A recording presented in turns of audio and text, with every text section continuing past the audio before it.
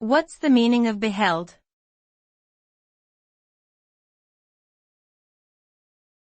Beheld.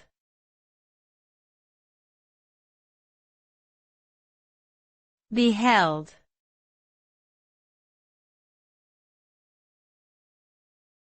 Beheld.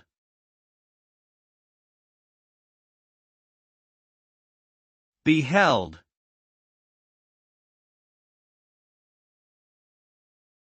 The word beheld is a past tense verb that means to have seen or observed something, usually with a sense of wonder or awe. It is often used in literature, poetry, and religious texts to describe a powerful or significant encounter, such as the sight of a majestic landscape or the appearance of a spiritual being. The word implies a passive observation rather than an active engagement, suggesting a sense of reverence and respect for what is being seen. Overall, the use of beheld in language captures the power and beauty of visual experiences and helps to convey a sense of deep emotion and wonder.